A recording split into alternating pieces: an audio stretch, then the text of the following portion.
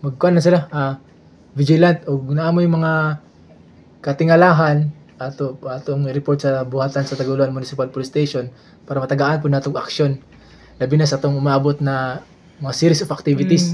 So Kantago Festival akong paimangno lang no is ang krimen manggod mabuhat ni siya kung nay tulo ka kuan higayon kung naka-intent nakay target ug nay opportunity.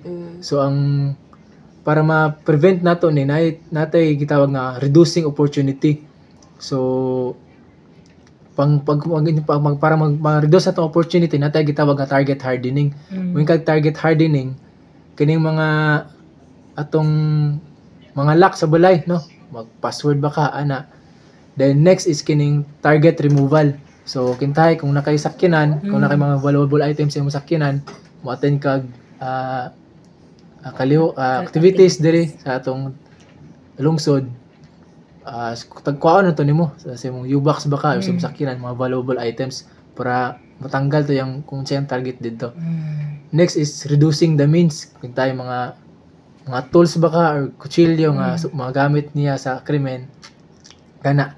Then ang pinaka-importante is kining improving surveillance kining gitawag nato mga mag-install tag mga kuan man ba CCTV na may mga pang Shopee karon bitaw nga pang Shopee gamit gid na siya ma'am labi na kung wala kay mga kasilingan bitaw at least monitor nato online.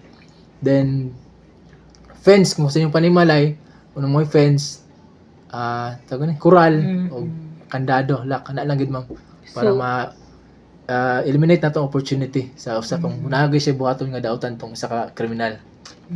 Sir, unsay inyong gi-preparahan karon sa Kantago Festival? Unsa man ang full force mo diha sa mga activities? Kay di ba ang na-insidente magud kagabi is na ay activities pero nganong wala to siya napansin nga insidente? Yes ma'am, full force na ma'am natay mga additional force no ang gihatag atong provincial headquarters na mga duha ka team na gipadala sa TUA. Ang purpose nila na para na sa Taguluan aside from activities for checkpoint and police visibility no para ma-prevent nato ang mga krimen ng pangahitabo. Siguro magdugang na mo og mga dugang pulis pagid diri no kay tungod kay ang Taguluan karon is nagkadako po din asinsado gid pud kay siya. Murag develop siya ba? Yes ma'am kay gamay ra mo ba sa police station? As to police population ratio ma'am atong average supposed to be is 1